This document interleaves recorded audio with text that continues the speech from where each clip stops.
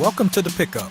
I'm Will Lewis, and today's guest is Basil Sands. Am I pronouncing your name right, Basil? Yes, you are. Yes, you are. People always ask me that, too, and I always tell them I'll answer to anything as long as they're not threatening me. But I'll answer to that, too. But I'll answer without force to any problem or any way that they pronounce my name. Well, I guess some people might not be sure. Basil, Basil, there are a lot of different ways. Exactly, yeah. Well, in my heritage is British and Irish, and so it's Basil there. Uh-huh. And so I figured, but when my ancestors came to America, my grandfather, he was also Basil, but he wanted to sound more American, so he started pronouncing it Basil. Really? And so, okay, well, I guess that works. And it's still the same name, but yeah. So family members quite often call me Basil. Everybody else, I go by Basil, and it works. Okay, and we're not going to ask you what your nickname is. Your family nickname. Yeah. Yeah, I get all kinds of, yeah. Okay, on to the next subject. Okay, so Basil, tell us, how did you get your start in voiceover? In voiceover in general, I started, it was almost 20 years ago that I had done a lot of acting and done a lot of stage and theater stuff, some stand-up comedy back in the early 90s, and thought, I'd really like to get into the voiceover thing, but I live in Alaska. And so the distance, nowhere near the LA studios or the New York studios. And I tried to get into some radio stuff, but it just never really worked out for me. And then one day I turned a demo into a small company in Fairbanks, Alaska. And next thing you know, they hired me to do some voiceover jobs. I thought, oh, that's excellent. And then when I saw the paycheck I was getting for 60 seconds worth of work, I was like, dang. Why didn't I do this before? And so you had no idea how much you were going to get paid when you took the job. Huh? I was thinking $10, to come in and do a spot. I would drive 40 miles from where I lived out in the country, and then next thing I know, I'm getting $100 check for a single take, 30-second ad. I was like, wow, okay, I could do this for a living. This is nice. But then again, it was Fairbanks, Alaska, so the jobs were few and far between in a little town of 80,000 people. So. But then in the early 2000s, I moved to Anchorage, which is a pretty big city, and got into podcasting audiobooks and just as a hobby, books that I had written. And next thing you know, I'm hired by Audible, and now I'm on my third major contract with them. Plus, I got about 60 books online that I've done, and everything just kind of ballooned. It kind of mushroomed out in the last 5 or 6 years to where this is really a viable career. That's great. Now, once upon a time, Basil, you were a Marine, I don't even know how to describe those guys, a jarhead, a killing machine. How did you get your start, or how did you end up in the Marines? And this is a stretch here, but how did your experience in the Marines inform your voiceover work? Well, that's a good question. And actually, I need to make a slight modification. I was in the Marines, but I cannot claim the title of Marine because I broke my ankles just a week before graduating basic training and never got to go to that graduation ceremony. Really? Yeah, it was one of those things. I ended up in the hospital, and then I ended up 6 months later being discharged. And so I have to make that modification to the statement just to be clear, because, I don't get into that stolen valor thing. So if that happens, they don't give you like an opportunity to make up the week or to restart the training all over? It depends on the severity of the injury. Okay. And actually, I had some opportunities, but my injury my feet kept swelling up like footballs. Okay. So I'd get to where I was healthy again, and then as soon as I'd put a 100-pound pack on, it would. I couldn't walk for a couple of days. So yeah, that's when they said, no, you can't play this game. Yeah. Years later, and I always tried to get back in. Being in the Marine Corps was one of my life's goals. My grandfather was a Marine Raider in World War II, and he was the only other Marine in our family. Everyone else was in the Army or the Air Force, and it's just one of those things I always wanted to do, and I was actually planning to make it a career. The 6 months and a few days It was all I got out of it. But I got a lot of life experience and learning experience. And later I was able to do a modified military tour in a group called the Alaska Defense Force, which is a state-run military. It's kind of like the National Guard, but state only. And got to do, I actually headed up a coastal reconnaissance unit that was similar to what I was going to be doing in the Marine Corps. So that was pretty cool. So I'm sorry to interrupt. You joined that defense force after 9/11, right? Yes. And so what was that like? I don't know. Describe the environment in Alaska after 9/11. I mean, was there a lot of people who signed up for military service? Oh yes. Alaska is I think it's about 70% of the male population of Alaska, and probably about 30% of the female population are veterans. This is a pro-military state, very much so. Right. So a lot of our economy has to do with the military as well. We have a big missile base up in Fairbanks, a couple of big Air Force and Army bases, and we have some of the infrastructure, which was part of my job, was to protect the ends of the pipeline. So there was a lot of patrolling going on. People were concerned that someone would try to blow up the pipeline or some of the major ports. And the airport here is a international hub airport. It's FedEx's largest hub airport.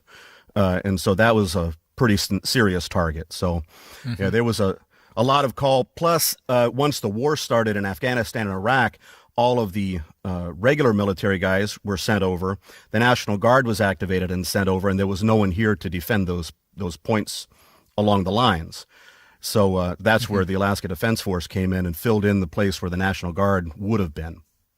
Well, thank you for your service. Even though I'm not an Alaskan, you guys are standing there. You're the closest state to Russia. Exactly. In the United States. So it's important, pretty important that there is an effective military or defense presence up there. Oh, absolutely. Now, while you were in the Defense Force, you thwarted a terrorist attack. Is that correct? Well, possibly. And the reason I say possibly is it's one of those deals where someone sends you a note and says, "Thank you very much for what you did. Keep up the vigilance." And I'm like, "What vigilance?" But what actually happened, there was someone had gotten a letter or a junk email that had come into their computer, and I'm an IT guy as well as a narrator and writer, and what happened was they got this junk email where they thought was a spam email, and but they accidentally, when she went to delete it, it printed instead. And she's like, "Oh man, I printed it." And all she had seen was, like some little spam advertisement thing at the top of the thing. But when she printed it on a black and white laser printer, there was a whole another page of text in the background. Oh, really? So you couldn't see it on the computer screen? Couldn't see it on the screen because it was white font. Right? They used a bright yellow font on a white background. Okay. So it was almost completely invisible on the screen. When she printed it, it was actually some lines from the book 20,000 Leagues Under the Sea, talking about basically the 1800s version of a terrorist attack in New York Harbor, and how the guys were going to go meet together. And it was very suspicious the way that it came out. And I checked into the email headers and found that the route that this message had come did not seem like a normal spam message. So I sent it. I called the FBI, and the FBI kind of sloughed it off. I called the state troopers, and they were very interested in it. And then I ended up sending it to our local congressman, who's a very high-powered gentleman named Don Young. He's one of the senior congressmen. And next thing I know, I got a letter back from his office and a letter back from the FBI saying, "Wow, thanks for this information. This was very helpful." And I was like, "Wow, okay." Obviously, it was more than what it was what I was afraid it was. But you have no idea how it was helpful. They don't, because it's all they don't inform you of anything. Well, that's interesting. Not at all. And of course, that's conjectural. Maybe it was nothing, but I don't think they typically send out thank you notes. They don't. So yeah, I thought, well, that's pretty cool. I got it framed and everything, saved it. Maybe I saved the world. They don't send you a thank you note for junk mail notification. No. So exactly. This was a U.S. senator who sent you the letter? Yes. Well, it's Congressman Don Young. Yeah. Congressman. Okay. Congressman. All right. Well, fantastic. Yeah, that was pretty cool. Did you any idea why the junk email went to you said your coworker? Well, yeah, and it's one of those deals where my theory is that it was actually it's a method of putting out information, of communicating between sources secretly. Quite often is to communicate out loud to everybody so that nobody's paying attention to it. And then the person who understands what to look for would be able to look for it. And I mean, who prints a spam email? You know, Right. people usually just throw them away. And Oh, okay. So there was one intended recipient on the list, on the distribution list. correct. But so you're hiding in the herd, so to speak. Hiding in the herd, exactly. Yeah, So you just blast it out to everybody out there, and the Right. one guy who knows what to look for. And the another person that I had consulted with at the time regarding this was a retired Navy intelligence analyst, and she was saying, yeah, they found codes like that before, where someone would get a code, but it would be linked to a novel or to a magazine article or something, and then the code would tell them what words to pull out of that, Right. or okay. you know, pretty common way of coding. You know what, Basil? I'm sorry, Basil. I get a lot of junk mail. I'm gonna start looking closer at it because yeah, I mean, I get this stuff like it's from people I don't know, and it's in alphabetical order. You can see the recipient list. There are about 6 recipients, and my name just sort of falls in there. And I'm wondering, is this a virus that got into somebody's email account and they're sending out these, the spam? I just don't understand what it is, but. Yeah, it's crazy the way that they do that. You get so much of it that's like, man. Yeah. But yeah, it's definitely a all-out war on the senses sometimes. Yeah. So for those out there listening, don't let the terrorist win. Look closer That's right. at your junk mail. Figure out what's going on there. That's right. Okay. So, and for those of you out there who are thinking, oh, how can a voiceover guy help keep our country safe? Well, Basil bench presses 420 pounds, I hear. Is that right? Well, I did. Actually, on my 40th birthday, I was still able to do that. And then about 3 months later, I had a skiing accident that not only dislocated, but disconnected my left shoulder. Oh, no. And tore all the ligaments and joints. And So now you're down to 210? Yeah. Now you're down to 210 with one arm? Yeah, exactly. There you go. Yeah, that was back in the days when I thought being big and buff was really important, and now I got all the creaky joints to prove that maybe I didn't need to do that. I was married. Yeah.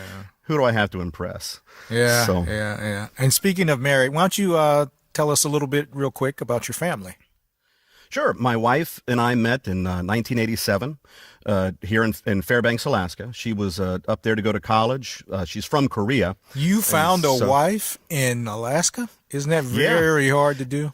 It can be for a lot of guys. At least up through the 80s, there was the ratio of men to women was 2 to 1. And I got lucky. I found her. She didn't speak English. I didn't speak Korean. I don't think she knew what she was getting into at the time. And by the time she realized, wait, a wedding? What? And She thought you were asking her out for dinner, huh? yeah, exactly. And now 27 years later, she's finally catching on. So, yep. So I met her, got 3 beautiful sons that are 2 of them are adults, 1 of them still in high school. And it's a great life up here. I tell you that. It's living in Alaska has been very rewarding to me. And yeah. And so you've been there for how long? actually I was born here. Oh, you were born there and then went to Ohio. I went to Ohio. My folks divorced when I was a kid, when I was about 4. And then my mom remarried. We went to Ohio. I went to high school. I went to school in Ohio and spent a few summers back up here. But then as soon as I graduated high school, I moved back here. And went back out again. When I joined the military, I went out and then actually stayed out for about 8 years as a military contractor, working over the NSA in Maryland for several years, and then gradually made my way back here, and we've been back up here since '96. Okay. All right. Well, the prodigal son returns. Yes, Is that right? absolutely. Absolutely.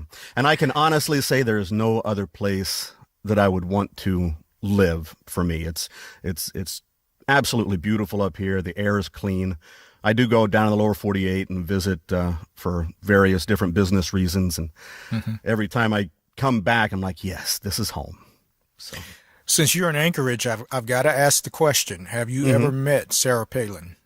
actually, I have. Before she made international fame, she was the mayor of Wasilla, and I was the IT guy for the Matsu borough, the Matanuska Susitna borough, which is we don't have counties up here; we have boroughs. Okay. And it's the Matsu borough happens to be the one that's Wasilla is part of. So I met her on a couple of occasions there in my capacity as an IT guy. Nice person, really nice person. And her husband's a real genuine guy, a good friend of mine as a good friend of theirs.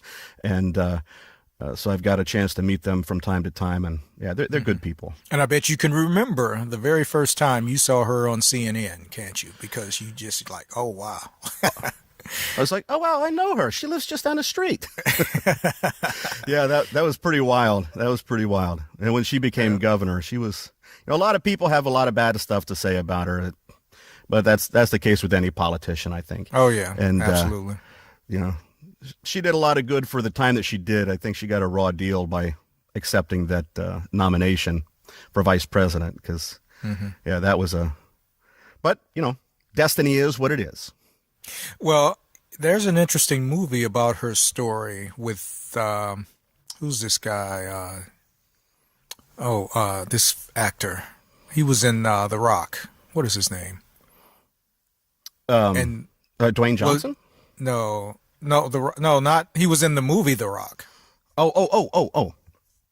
His name is. Well, the actress who played her was Julianne Moore, and there was an actor who played John McCain, and I can't think of his name. But anyway, I've seen a little bit of that movie. I want to watch the whole thing because I want to learn more about that story, because it really sort of gives you a little insight into that whole process of her being selected as VP, as the VP nominee candidate. So, right. Yeah, I have some kind of conspiracy theory thoughts about how that all went down. I think, personally, I think that some of the local Alaska politicians and oil company people were trying to get her out of the governorship. That's my personal theory. It may be totally wrong, but I'm a fiction writer as well as a narrator, so I come up with theories and try to turn them into stories. Well, in politics, stranger things have happened. Oh yeah, without a doubt. So. Okay, so Basil, now we have a free association game we want to play with you. Okay. You like games? I love games. I am a games kind of guy. You came to the right place.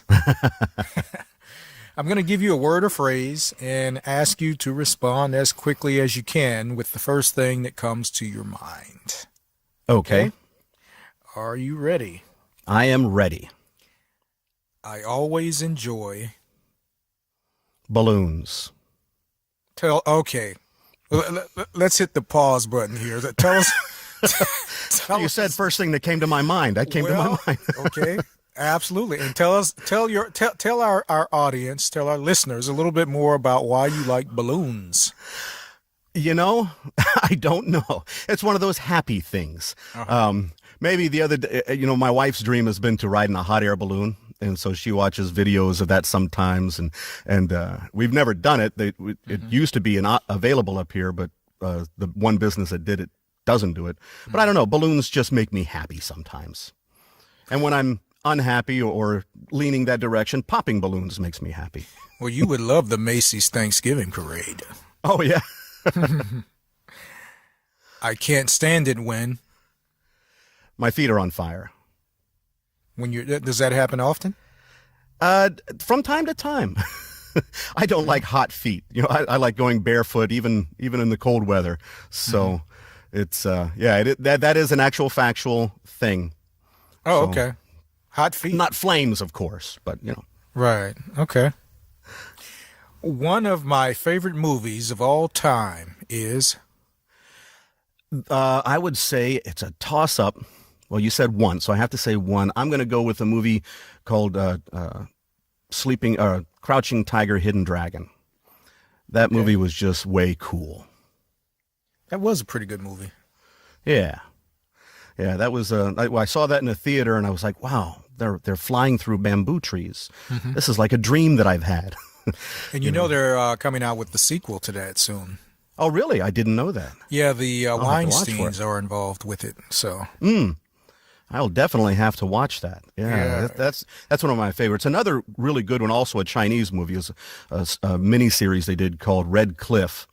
It was like a 9-hour mini-series or 6-hour mini-series in China, but they condensed it to a 3-hour movie for the English-speaking world.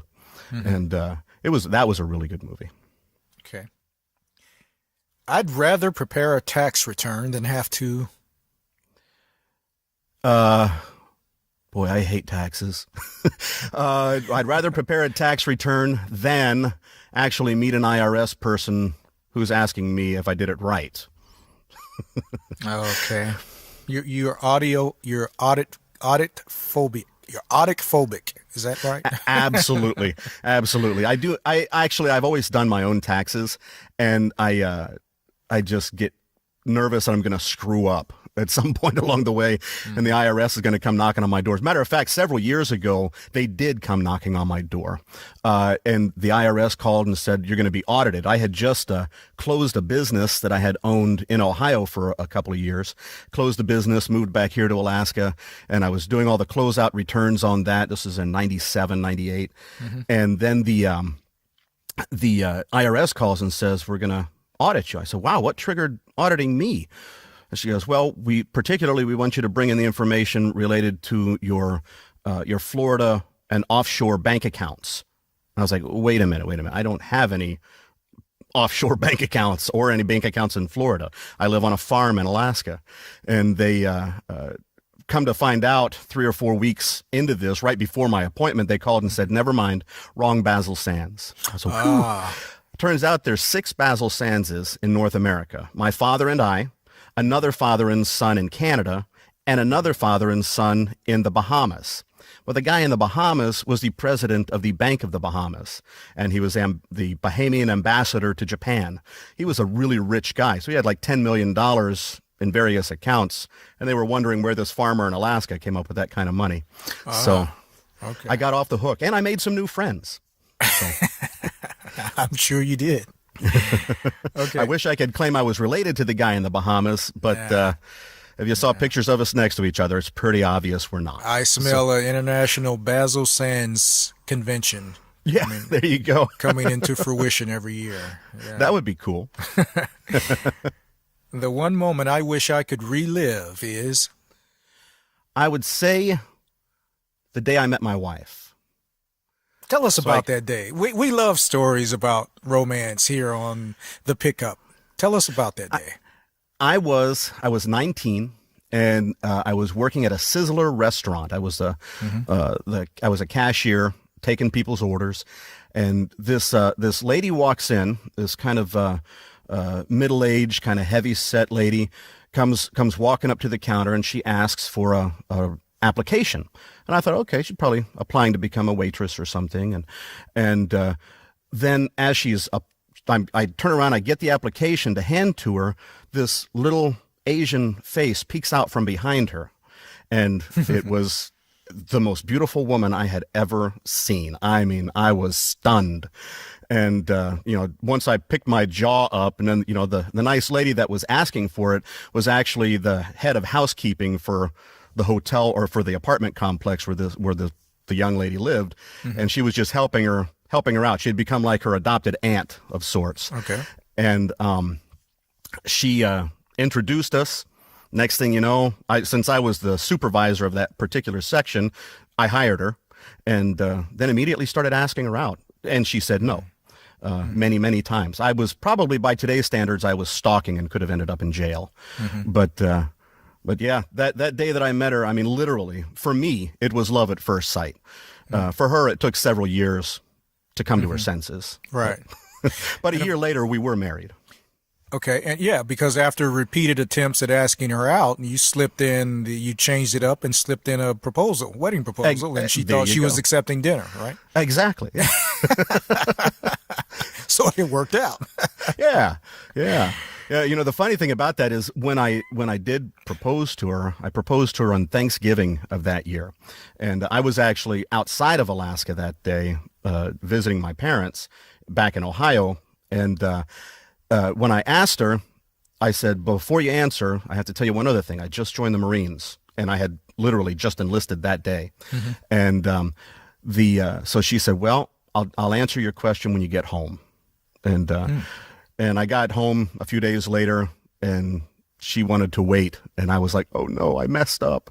But joining the military, because she had when she was growing up, she went to a private girls' school that had the head of the school was a retired Korean CIA officer, and her teacher was a retired Korean Marine colonel.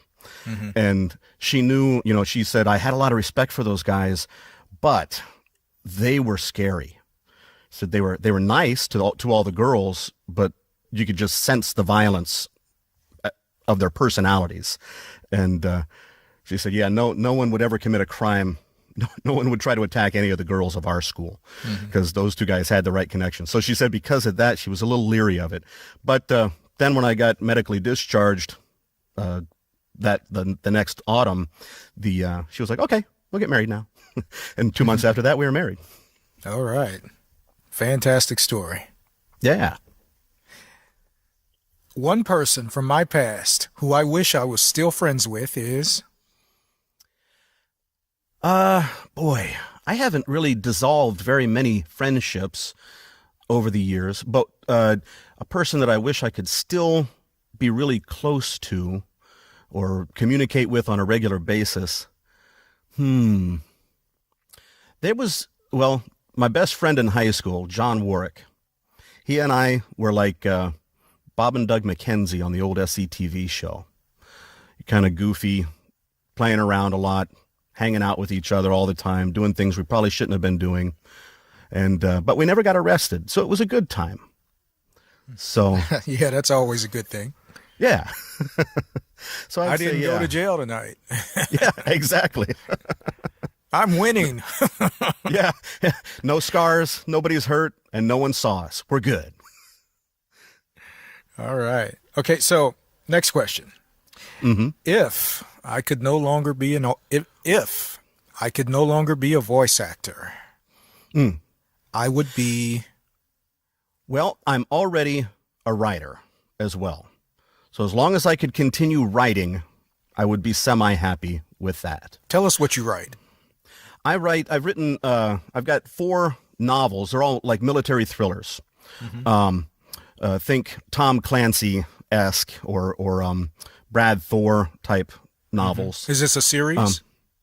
They're a very loosely connected series. Okay. In other words, each book is a standalone, but the main character from one book becomes a background character in another book. Okay. And the main characters from each of the books all know each other, either in the backstory or at some point the stories coincide with each other. But each one is a complete standalone. Right. Currently, I am writing a series right now. It's a trilogy. At least that's the way it's outlined at the moment. That is a totally new group of stories, but does have a couple of the same characters intertwined into those stories. Okay. And they're once again like a military thriller. In this particular case, it's a war series occurring on American soil right here in Alaska. So it's yeah, that's what I write. And if I lost my voice, that's what I would be doing. I would be writing full time instead. Now, if someone wanted to find out more about your novels, where would they go? Are they on Amazon? Yeah, they're all on Amazon. I've got the 4 novels there, and I got 4 sets of short stories as well that are similar genre. What's the title of your novels? The most popular one is titled 65 Below, and that one takes place in Fairbanks, Alaska, in a fictionalized version of my hometown. I've got another called Carl's Last Flight, which was my first novel. It takes place mostly in Iran. Then one called Faithful Warrior, which is my personal favorite of the novels I've written. It's about a pastor who was a Marine officer in a force recon unit that he was basically fighting hunting terrorists for part of his career. And when he left the Marines to become a pastor, he never completely left the Marines and still did some black ops for the government from time to time. And then it all backfires for him at one point. That was my personal favorite book. Then the last novel that I got published in 2012 is called Midnight Sun. It takes place right here in Anchorage and involves all the main characters from those other 3 books. Now, who narrated the 65 below? Is it 65 or 60? 65 below. And that's a real temperature, by the way, and that's painful. I've narrated all of my own audiobooks. As a matter of fact, that's how I got into audiobooks itself, was narrating my own novels. I'd written them and then said, I want these to be an audiobook. Initially, I narrated them and gave them away as an audio podcast novel, like a 20-episode serialized podcast on podiobooks.com. And then I got hired by Audible to do a couple of audiobooks for other people. And I thought, you know what? I need to turn my own books into Audible audiobooks. And so I got them published through Audible. And that was what kind of really launched my career. So yeah, I've narrated all of my own audiobooks. And it's been a blast. Okay. Great. One thing I know today that I wish I'd known 10 years ago is... the effect of alcohol on the liver. Alcohol? Really? Yeah. What is the effect of alcohol on the liver? Not good. Not good. Actually, that's among many of those various life lessons, overindulgence in anything can be disabling to some degree. There's a lot of things that I wish I could redo, but things that I wish I had known back then. Actually, I would say more than that was prepare a retirement account. That's something you don't want to get a late start on. Oh no, takes many years to build one of those things up to the point where it's useful. So yep. My children would be surprised to know that my children would be surprised to know. My children don't get many surprises because we have a very odd relationship. But let me see. They would be surprised to know that I like Broadway musicals. Broadway musicals? They would probably be surprised about their big bench pressing dad, who at one point when he was a teenager, considered becoming a dancer. And a dancer, really? Yeah, it was a short-lived phase for me, but it was serious enough. Yeah, my choices were go into theater or join the Marines. So, okay, now that's a pretty disparate choice there.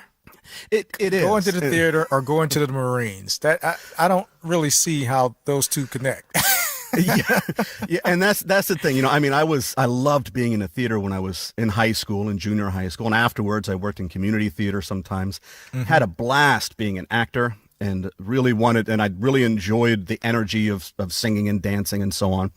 And but then there was this other thing that had been in my mind since I was 6 years old and learned what the Marines were, and so yeah, the two didn't really mesh well together, although I had plenty of chances in the barracks to do stand-up comedy that worked out pretty good, and some of the guys in there can sing really good too. So well, then maybe that's the tie-in there, because from all the military movies I've seen, there always has to be someone in the barracks providing a little bit of entertainment for the troops, Oh yeah. Sitting we had around we had some good times. Yeah. Okay. If 3,000 years into the future, one of your descendants discovered a 30-second segment of this interview, which part would you want it to be? Probably the part where I talk about my wife. So they could look back and say, "Oh, that's so nice." And then, I don't know, maybe the part that hasn't happened yet, whatever part that may be.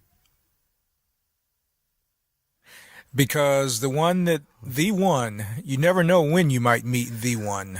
It could be at work, handing out an job application, and then, bing!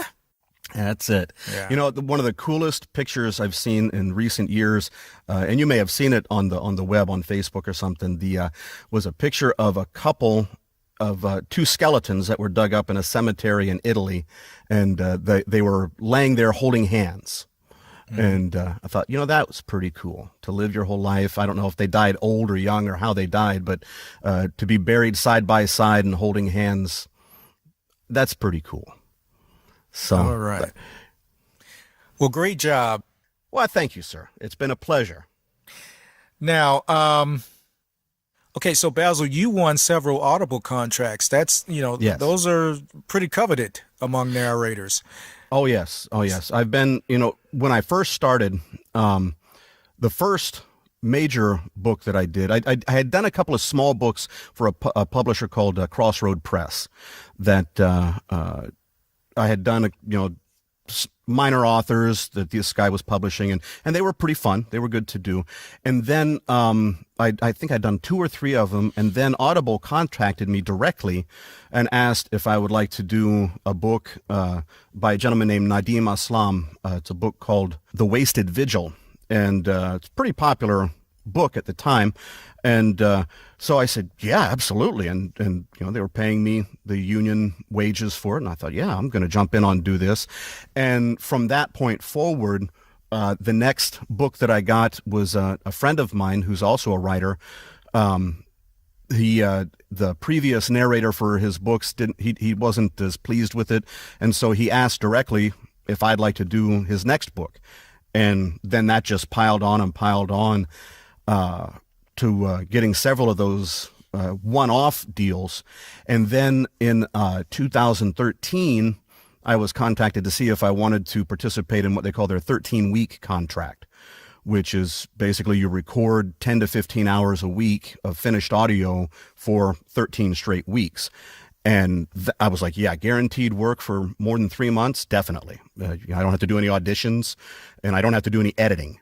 I just turn in the punch record and bang, off we go. And now I'm actually on my third 13-week contract with them. And it's been an awesome, awesome ride. It's a lot of work, especially because I hold down a day job as well, and trying to write my other novels. So I don't sleep much, but boy, it's nice to have good, steady work. Now we're going to talk a little bit more about the Audible contract and the advice that you would give to up-and-coming narrators about setting themselves up for being considered by Audible for one of these contracts. So what can you tell the up-and-coming narrators? Be the best you can be at your craft. I got the first 13-week contract after I had about 25 or 30 titles done, including my own books. I've got, like I said earlier, I have 8 of my own books on there. But practice, turn in a good quality record. If you're doing it for ACX, which is a lot of the self-publishing arm of audiobooks, don't think to yourself, oh, this is an unknown author. This is just ACX. I'm only getting paid royalty share for this. Tell yourself this has to be the best it can be every single time you do it. And then they'll begin to notice. Take acting classes. There's a lot of audiobook narrators out there and audiobook producers and directors who teach classes online, and you can have one-on-one sessions with Sean Pratt or Johnny Heller, Paul Allen Rubin, and a few other guys out there that just do awesome. Scott Brick, and they'll coach you on how to improve your act, how to do what it takes to be a good actor, and then just knock it out of the park every time that you can, and get noticed. And also participate in the chats. There's several audiobook groups on Facebook and places like that you can get to know these people and take advice from them. And I think that's the key thing, is just to always do the best you can do. And realize too, it is a competitive business as far as auditioning to get jobs, but it's also a business where we may be competing to some degree, but there's so many books out there that need to be done, which is why this 13-week contract came into existence with Audible. There's so many audiobooks out there wanting to be recorded, and there's just not enough qualified narrators to get them all and to turn them into a good quality product. The 13-week contract is basically like a backlist extravaganza. It's grabbing all these other books that otherwise wouldn't have been published as audiobooks and getting them into that format to build inventory for them. But it's an awesome way to build experience for a narrator. And one thing to realize too, as narrators who may be trying to get into some of the bigger publishers. I mean, Audible is the biggest producer and the biggest distributor of audiobooks. But the big name publishing houses like Brilliance, Tantor, Blackstone, HarperCollins, all those guys that are doing it, getting through these jobs with something like an Audible contract will bounce you into that arena as well, where the even bigger paycheck comes, and the award-winning titles come. And so, yeah, just anyone who wants to get into this, do the best you can. Another piece of advice, something that goes around quite a lot on the Facebook chats and stuff, is also don't lowball your price. Don't go in there and say that you'll do an audiobook for $100 a finished hour or $50 a finished hour just to gain the experience. If you're a good enough actor, accept a good enough wage. And that's going to it looks better on your resume, on your CV later when you're looking out, when people are looking and saying, oh, he's actually made a living doing this, then you're going to be more likely to make a living later. If you're lowballing your prices when you bid to do a title, then you're always going to be in that lowball category. Right. So. Okay, very good advice. Okay, so Basil, tell us about a project that you're working on right now that is pretty exciting to you, the one that you can't wait until it's available. Well, I'm going to say there's the project that I'm working on for Audible right now is I'm recording 13 titles for an author named Piers Anthony, a science fiction writer who these are his first 13 books that were never turned into audiobooks, written from, I think the dates that they were written range from 1967 to about 1983. Okay. And it's a pretty exciting project because I get to see the beginning of a major best-selling writer's career. And kind of going through it and seeing as I'm reading the different books. I mean, some of it's kind of weird science fiction and kind of dark, gritty science fiction, but you can see his writing ability and his quality coming through really well. So that I'd say, that's the main project that I'm working on until the end of next month. On top of that, my own next novel, I'm really excited for when I'm going to get a chance to record that after I get I've got the first of the series written and the second of the series is being written right now. I just get really excited when I get to record my own novels, because it's like my entire baby. And I just love, did I say I love this? Did I mention that? I love this job. I don't think you ever mentioned that, no. Yeah, well, I'll mention it 10 times fast. I love this job. I love this job. I love this job. I really enjoy being an audiobook narrator. It's like getting paid it's like getting paid for my hobby. Something that I would do if I wasn't getting paid, but I'm getting paid pretty nicely. I like it. Now, you mentioned that your project with Audible, with the author, 13 books. The first one was written in 67. Do you have to make any adjustments in your narration for a book written in 1967 as opposed to one written today? It depends on the way the author wrote. This guy wrote without any original intention of it becoming an audiobook, because audiobooks weren't really a thing back in the 60s. Right. Yeah. And so he had a lot in the first, I'd say, I'm on book 7 right now, and I'd say in the first 5 books, he had a lot of non-lyrical things that were just really hard to say. Some deep concept stuff he was trying to explain. And then the weirdest thing was in the first 3 books of part of this series, he had characters that were named with punctuation characters. So like one character was named B colon colon colon colon 1. How do you pronounce that? And I actually had to write to him and say, how do you want me to do this? Right. And he said, well, when I wrote it, it's a name of an alien, and that's the way I pictured it, and I didn't really think about how it would be pronounced. Right. So he gave me freedom of license and said, yeah, just do whatever you think works. Can you tell us what you did with that one? Oh, absolutely. That character, who was an insectoid scientist, his name was Brwan. Ah, okay. And so he became that. And then there was some other characters that were like hash marks and dashes and slashes. And so I just tried to make mouth noises that would make that name happen. There was Skafurnd and things like that.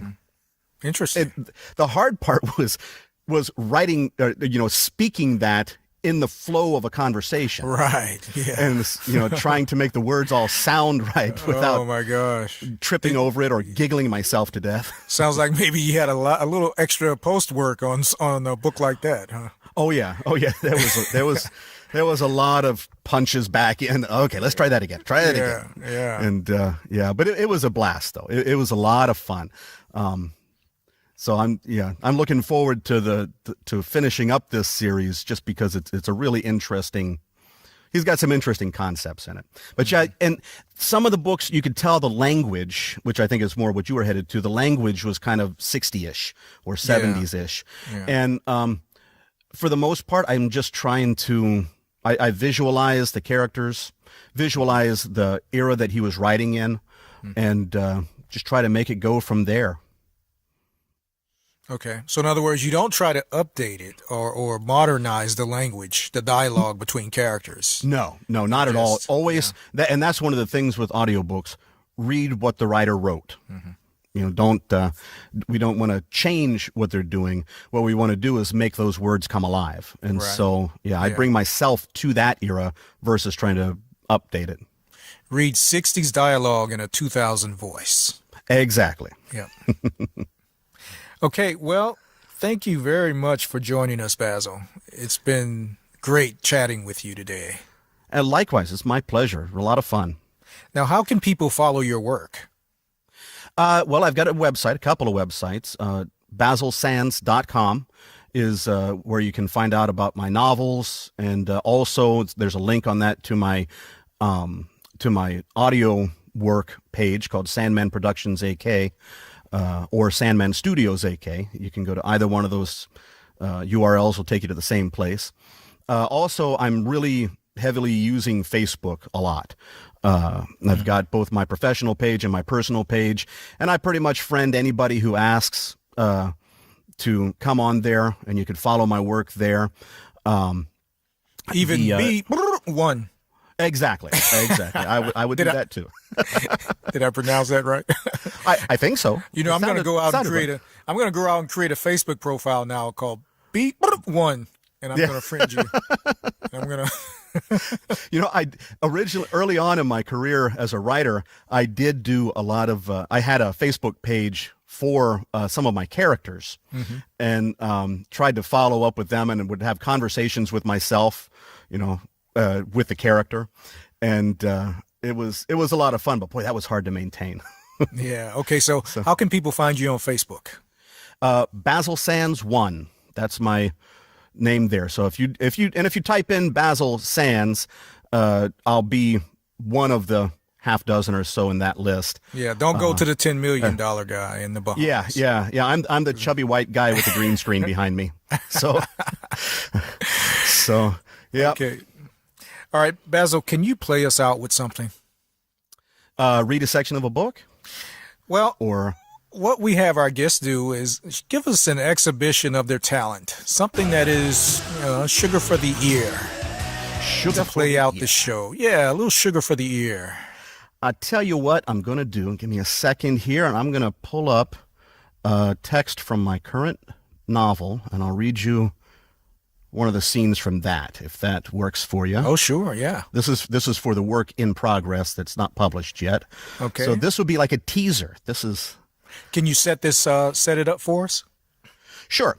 The series of books is titled Ice Hammer, and Ice Hammer book 1. It refers to or the story is about a Chinese and Russian invasion of North America, basically World War III, and they win very quickly. They overwhelm the borders, take over, and the character who becomes known as Ice Hammer he's a computer technician. He just dropped his boys off at Boy Scout camp, and his wife is on the south side of the city of Anchorage, and he's driving home to go spend a romantic weekend with her while the boys are away when the war starts, and they're all separated and can't get back to each other and don't even know what happened to each other. All they know is, they all assume that everyone else is dead. So, let me pull this one up here. And that's pretty much where that comes from. And I'm going to try to find one particular scene here. Okay. So this is a scene where Brad Stone, the main character, has just dropped his 2 younger sons off at Boy Scout camp, and he's driving home to spend a romantic weekend with his wife, Youngmi, she's Korean. So here we go. He pressed a button on his Bluetooth headset and voice dialed Youngmi. "여보세요?" came his wife's husky voice. She hated the deep, raspy sound that often got her accused of being a lifelong chain smoker. She had never even tried smoking, tobacco, or anything else in her life. Brad loved the sound, though. It was low, calming, and sexy, like an Asian Lauren Bacall. Her voice was a verbal snuggle every time she spoke. "Hey, baby, the boys are at camp and I'm on the way home," he said. "I hope you took a nap, because it's going to be a long night of sweating under the sheets like newlyweds." "Chagi," she replied with a Korean word similar to honey in English. "I'm with Mom and Youngmi." Oops.